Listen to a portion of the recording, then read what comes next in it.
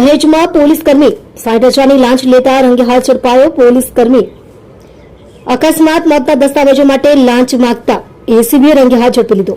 ભરૂચ જિલ્લાના દહેજ પોલીસ સ્ટેશનમાં ફરજ બજાવતા આસિસ્ટન્ટ હેડ કોન્સ્ટેબલ કિરપાલસિંહ જગદીશભાઈ સોલંકીને એન્ટી કરપ્શન બ્યુરો એસીબી દ્વારા લાંચ લેતા રંગે હાથ ઝડપી પાડવામાં આવ્યા છે।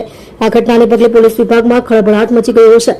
એક જાગૃત નાગરિકે એસીબીમાં ફરિયાદ નોંધાવી હતી। ફરિયાદ મુજબ દહેજની એક ખાનગી કંપનીમાં કામ દરમિયાન એક કર્મચારીનું હાર્ટ એટેકથી મોત થયું હતું। આ મામલે દહેજ પોલીસ સ્ટેશનમાં અકસ્માત મોતનો ગુનો નોંધાયો હતો, જેની તપાસ કિરપાલસિંહ સોલંકી કરી રહ્યા હતા। મૃતકના પરિવારજનોને ગ્રામ પંચાયતમાંથી મૃત્યુનો દાખલો મેળવવા માટે અકસ્માત મોતની જાહેરાત અને પોસ્ટમોર્ટમ નોટની નકલની જરૂર હતી। આ દસ્તાવેજો આપવા બદલ આરોપી પોલીસકર્મીએ શરૂઆતમાં ₹1 લાખની લાંચની માંગણી કરી હતી।